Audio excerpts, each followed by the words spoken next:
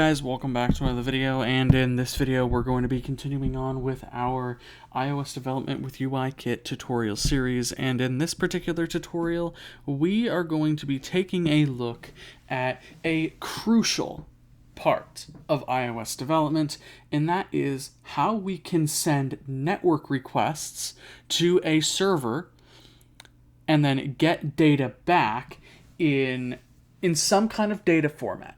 Most of the time it's going to be JSON, JavaScript Object Notation. And then we'll see how we can decode that data into Swift objects and then use those in to form our user interface. You ready? Let's go. So the first thing that we need to talk about is our data models, because our data models are kind of in the center of this idea of network requests and decoding JSON. So in order for our app to decode JSON into into a Swift object, we need to conform to a protocol called Codable. Now, the conformance to this protocol tells Swift and the JSON decoder, hey, you can decode or encode objects to and from JSON using me, right? If it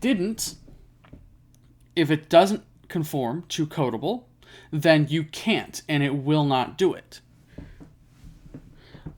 The decode method of JSON decoder, which we'll take a look at in a little while, will give you an error in Xcode telling you, hey, the type has to conform to Codable or decodable here. Now, let's talk a little bit about kind of how we used to have to do it in Objective-C. Now, if you are familiar with Objective-C, then you may have used NS coding. This is what you used to have to use to decode and encode your models to and from JSON format. Now, it's not as useful as Codable, and you can still use NS coding in Swift, but Codable is solely a Swift thing. So we're going to use that to make it a little bit simpler on ourselves instead of NS coding. So in Xcode, you can see I have my project data model here. And if we go, let's kind of go through our data model here. So we have a struct called project. It implements the identifiable and hashable protocols. Hashable because I am going to be using a UI table view diffable data source to display the data in our table views for this video, and then identifiable because I want to be able to uniquely identify each object. Now, each of these properties was chosen very specifically. And that's because if we go into my terminal, you can see a JSON network request response here in the terminal. My apologies, that would be the beeping is just my laundry. Anyway,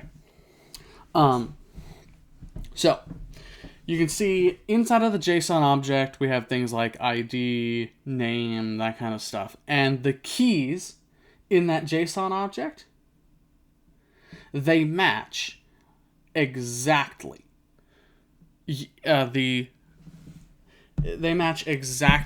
the properties in our Swift object. And that is important. Unless you're using a concept called coding keys, which is a little bit more of an advanced topic for this for network requests. But unless you're using those, you must, absolutely must, have your Swift properties and the properties in the response you expect to match. If they don't, you will get a parse error. Your app will crash. Unless you have specific logic built into your app to handle that.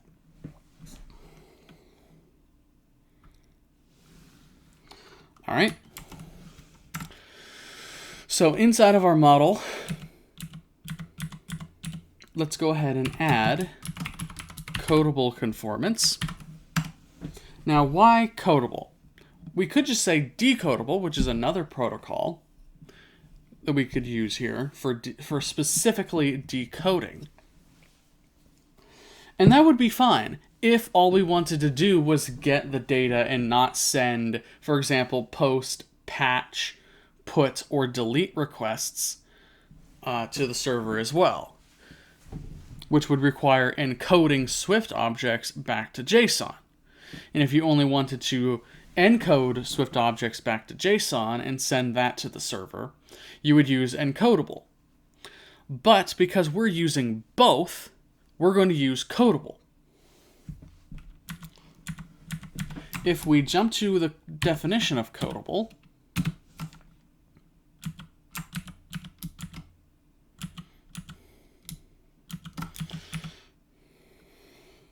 you can see codable is a type alias for a combination of decodable and encodable.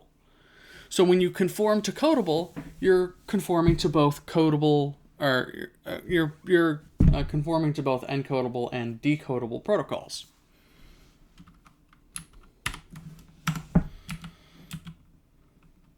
All right. So go ahead and save that.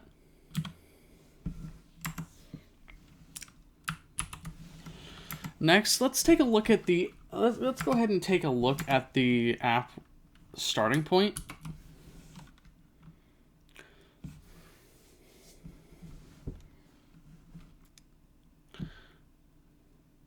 All right. It's got to load and do its thing. All right, so here's what we're looking at. We have an application with two tabs, one for active and one for closed projects. Now, these are an instance of a projects screen. However, they are specifically configured to display only closed or active projects based on a Boolean passed to its initializer. So we don't have two view controller files. Instead, we're using two instances of the same view controller.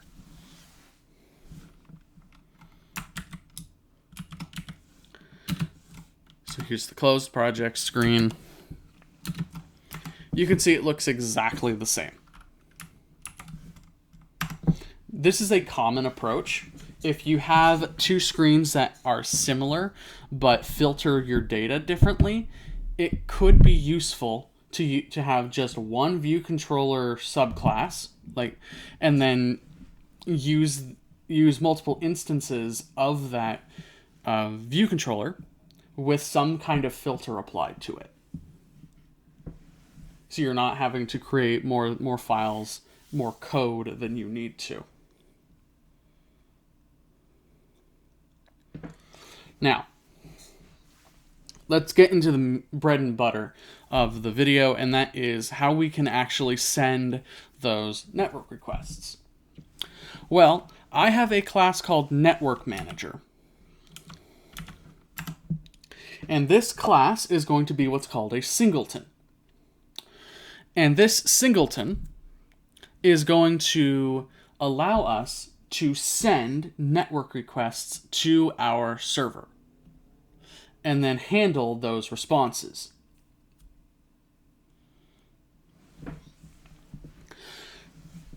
So let's go ahead and explain what a singleton is. So a singleton is a class that will only ever have one instance throughout the lifetime of your app. You cannot create multiple instances of a singleton.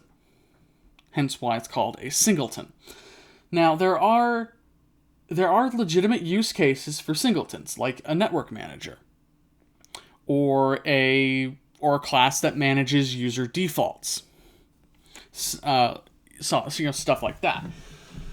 And then there are instances where that might not be a good idea. For example, database management. If you need some kind of manager to manage your, for example, core data stuff, which we haven't covered core data yet, but bear with me. You shouldn't do that in a singleton. A singleton is often misused. There are certain cases where a singleton is a good idea, some cases where it isn't. It's not the right tool for every job. If you want even more information about a singleton, I highly recommend Sean Allen's video, which I'll put in the description of this video, about singletons. It's very informative. His teaching style is similar to mine, but not quite the same.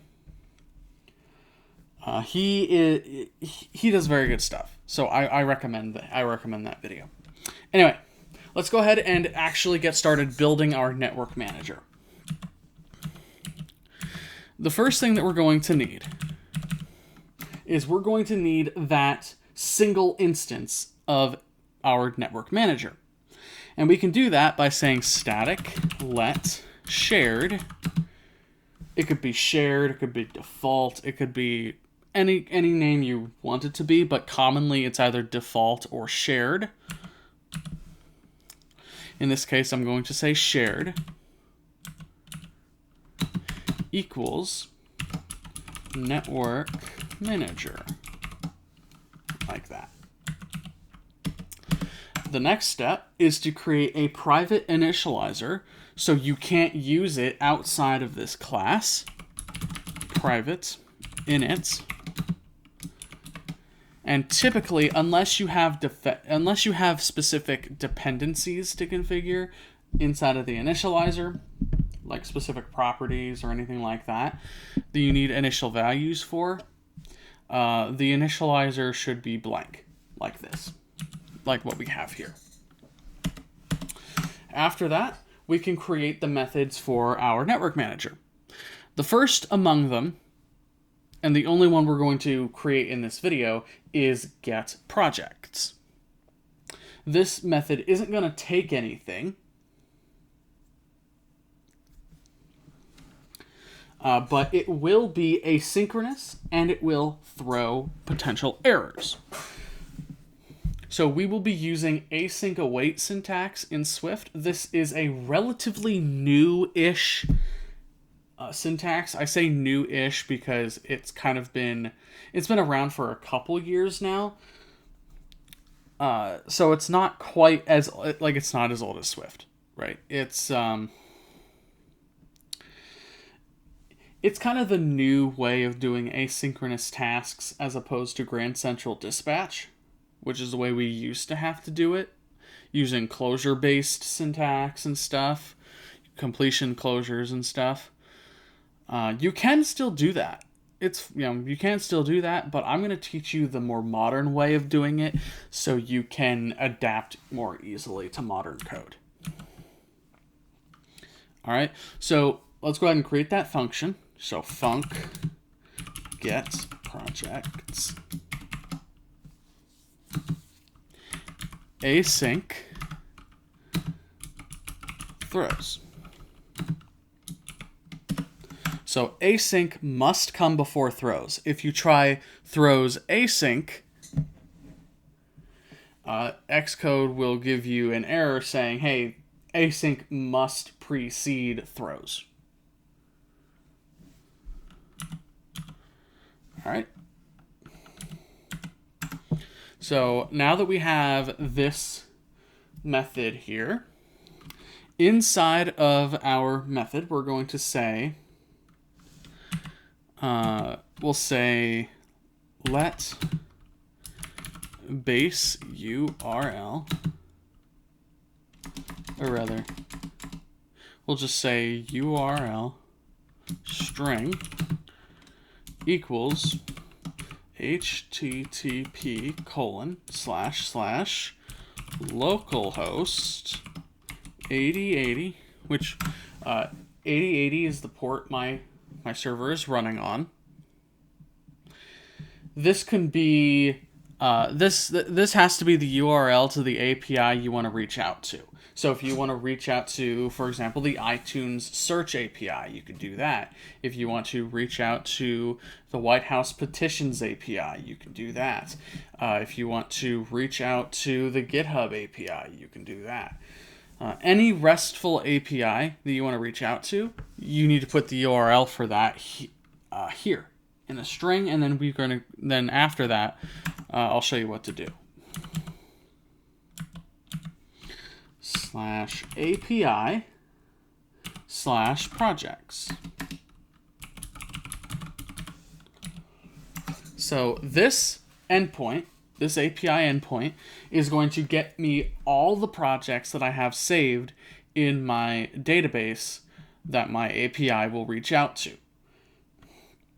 and then return to our app to handle as we see fit. So after we have our URL string for our API endpoint, the next thing we need to do is we need to create a URL object. Now, URL is a part of Foundation, and URL is exactly what it sounds like. It's an object that represents some kind of URL to an online resource or a file on disk, depending on what you're using it for. In this case, we want to reference our API endpoint.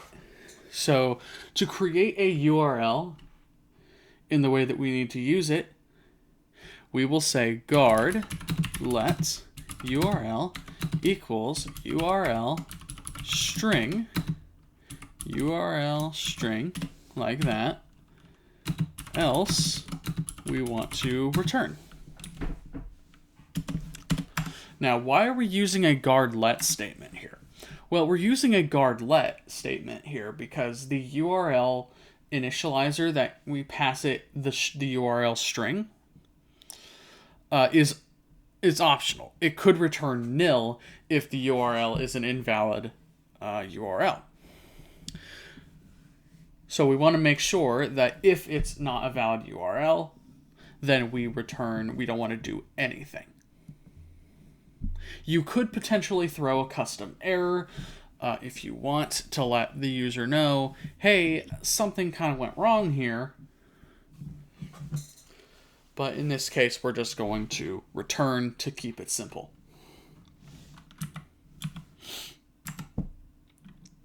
All right, so the next thing is we need to actually get the data from our server. We need to actually send the request. And we can do this by saying let data, comma, underscore, or right parenthesis, equals URL session dot shared dot data. We want from URL, and we'll pass it our URL. Now with this, you will see an error, and it's telling us that data is an async method, so we have to mark it with await.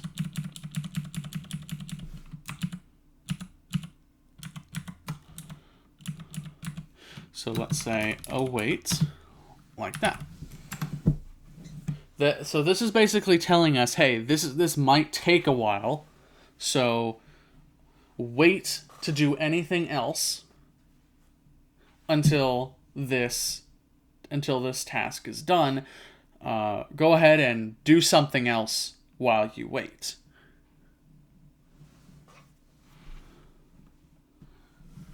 All right. Now, URL session is a singleton, as is indicated by the shared there. URL session allows us to manage sort of other network stuff. So it allows us to download stuff from the internet, send network requests, receive responses, do all kinds of stuff. So URL session is a very useful class. And it's part of Foundation, so it's not iOS, macOS, it's not Apple platform specific. All right. Now, why are we using a tuple? Why are we trying to get two values? Well, this is a concept called destructuring. So data will return a tuple. It'll return multiple values. And those values are the data that you get in response from the server, and then you get a response object which contains other information about the response, such as the HTTP status code, any headers, stuff like that. But what we are concerned about is simply the data. So we just have an underscore for the response object, which basically just tells Swift completely ignore the response object. We don't want to worry about it.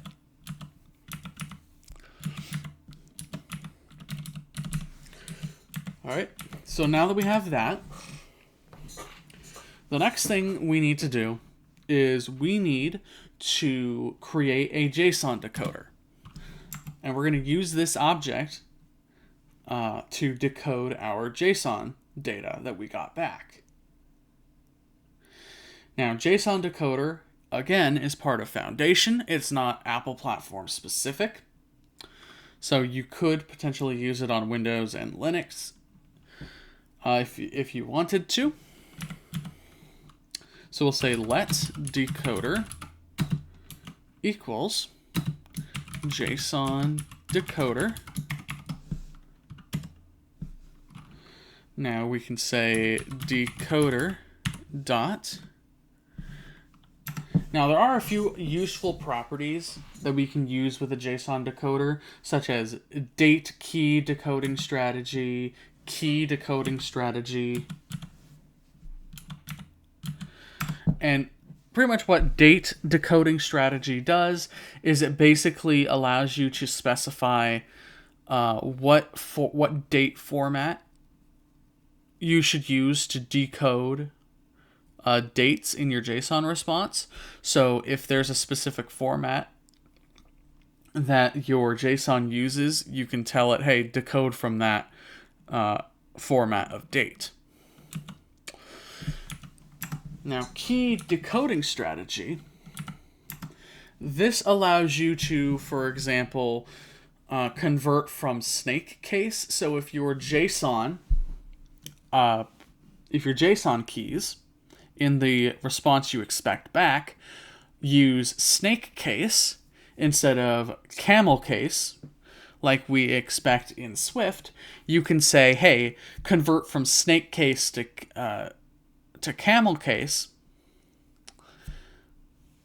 so you don't get any kind of issues with in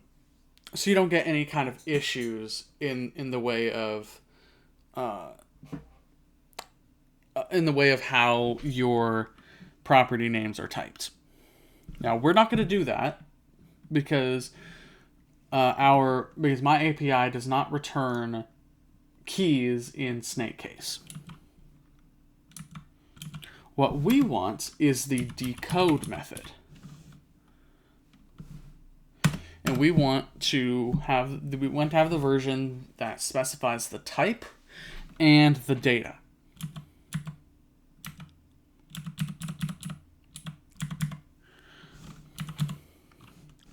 So we'll say let projects equals decoder.decode,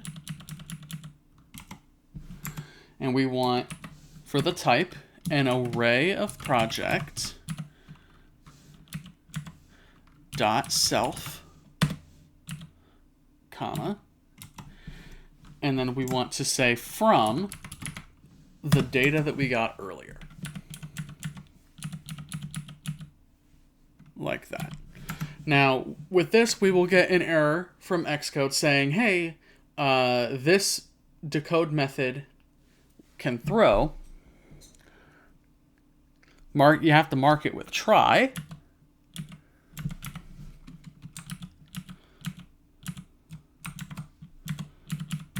So we'll say try decoder.decode. And so this whole line should be let projects equals try decoder.decode an array of project.self from the data we got earlier. And so now that we have our array of projects, we can either handle stuff from here, or we can simply return our projects. So we'll say return projects. Now, our method doesn't return anything, so let's add a return type here.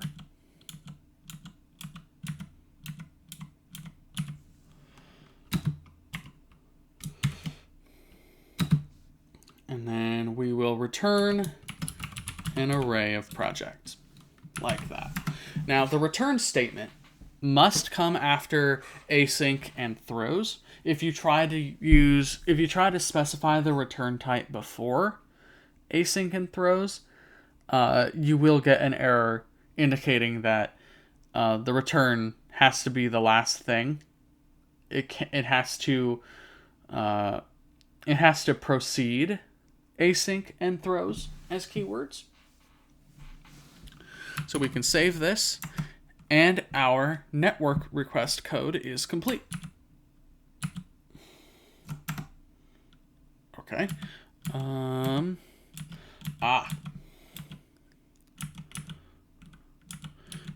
We made one other mistake, and that is data. URL session.shared.data. That is a method that can also throw.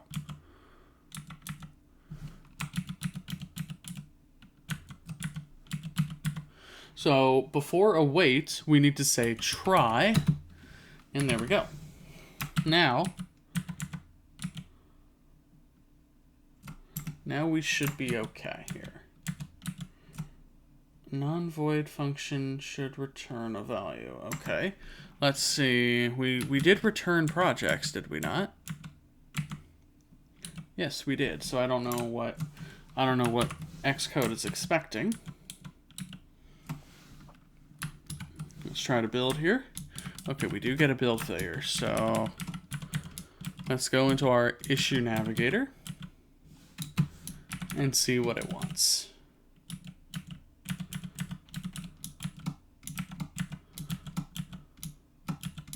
All right.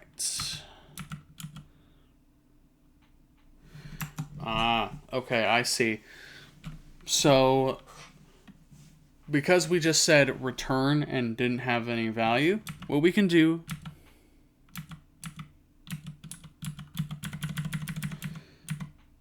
is we'll say we want to return an optional array of projects.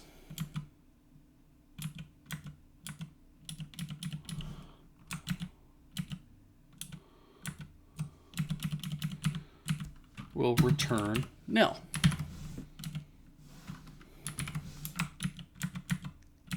And there we go. Now our method is complete. So let's kind of go through what we did here. So we have a network manager class that we said make sure this only has one instance. And then we have a function called getProjects. This method does not take in any parameters, but we do mark it as async and that it can throw an error. And we also tell it that it has to return an optional array of project objects. Because if we can't get any objects, then nil is our best bet. Or just returning an empty array, depending on how you want to do it. You could return an empty array and call it a day, but we'll make it optional. We have our endpoint URL. Then we create our URL object that we're going to use to then fetch the data from the server. After we have fetched the data from the server, we go and parse the JSON to an array of projects.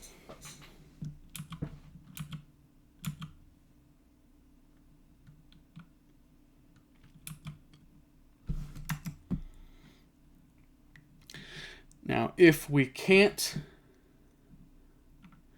if we can't decode the objects, then we'll throw an error, because implicitly it will throw that error and then stop execution of the method. If we are successful, we return that array of projects. Pretty simple.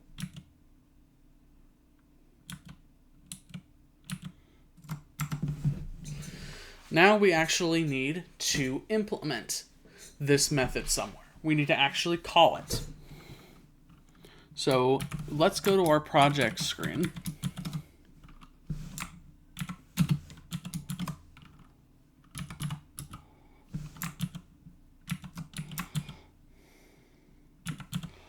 So inside of project screen, let's take a look at what we have. So here we have our section enum for our diffable data source. We have our project screen. We have our projects array. And then we have a show closed Boolean, which is important. We then have our projects list as a UI table view. We have our data source. And then we have our initializer. This initializer has a show closed parameter, which is what we'll use to specify whether or not we want to show active or closed projects. The initial value of our projects array is an empty array. We're making sure that our show closed Boolean above at the class level has a value. We're calling the super initializer of the view controller because we have to call a designated initializer.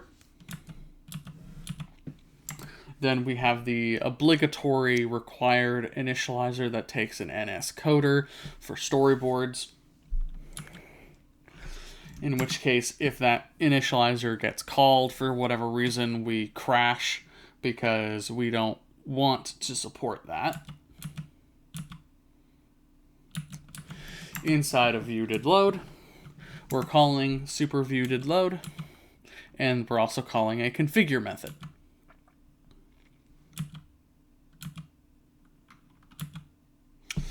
Now, all we're doing inside of configure is we're just configuring the user interface and all that stuff. Now, the configure method is not where we want to perform our network code. We will do it in viewDidLoad in this case, because we do want to make the network call, after the view has loaded. Maybe in some cases you don't want to call it when the view has loaded. Maybe you want to call it before the view loads. That just really depends on, it's up to user preference, really, right? It's up to developer preference.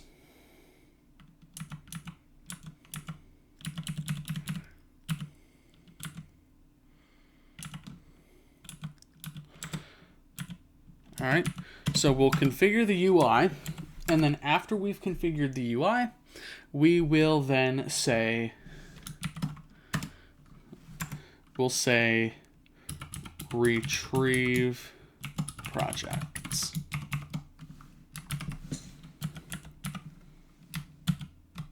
All right.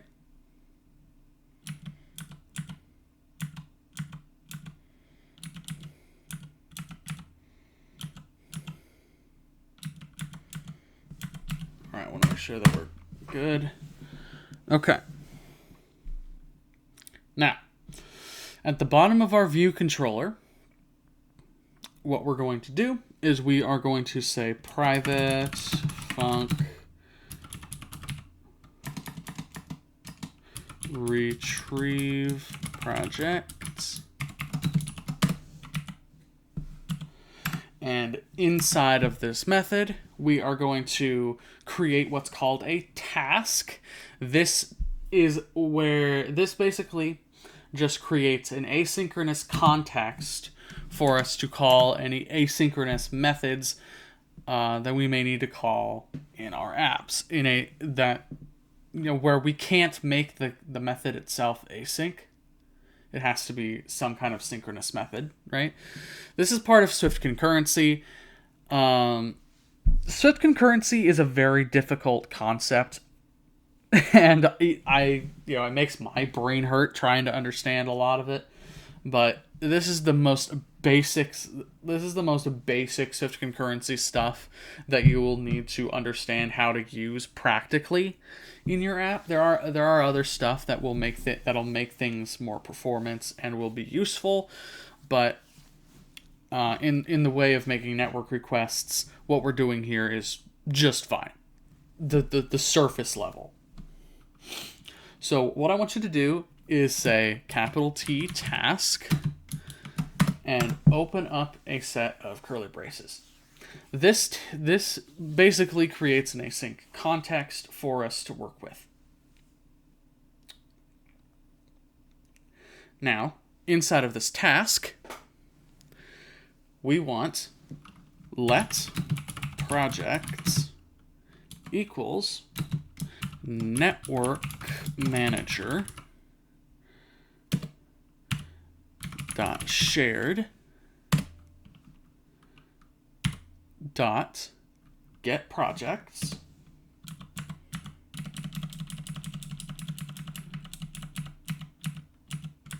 and then we will await this and we'll try this as well.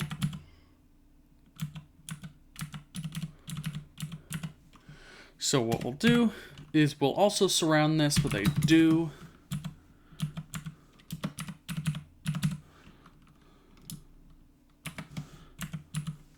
and a catch like that. And inside of here, we'll just say print something went wrong when trying to reach out to the API. And then we will say error.localized description. So we want the localized description of what happened. And then we want to print that into our console.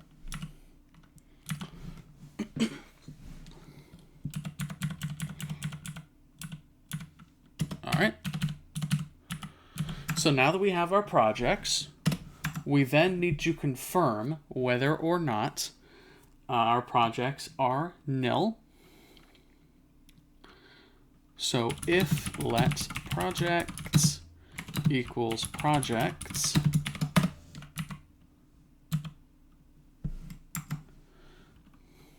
if that's the case, we will then say self.projects equals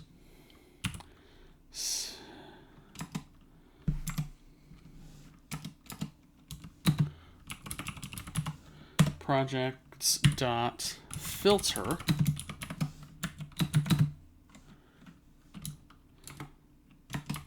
$0 dot is closed is equal to show closed. So we want to make sure that these get filtered after we've retrieved them.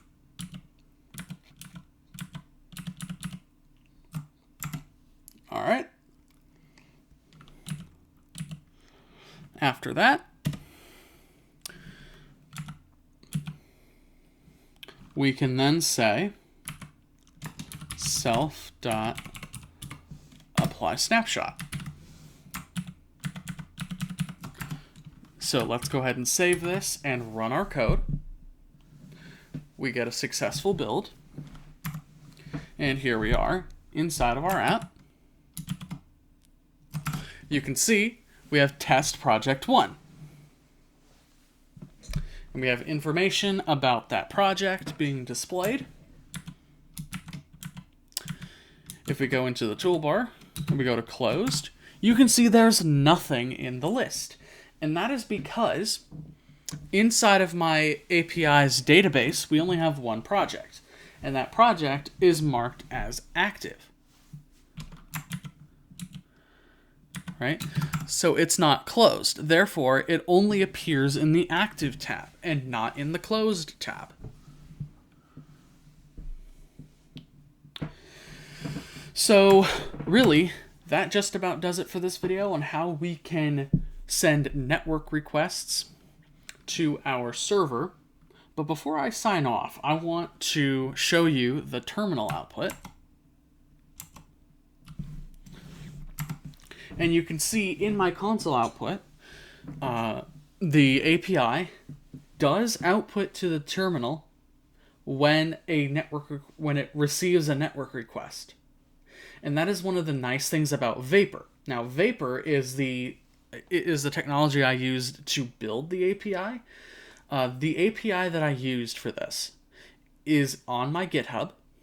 I'll leave a link for that in the description as well, but my GitHub username, if you want to go manually search for it, is jjroot822.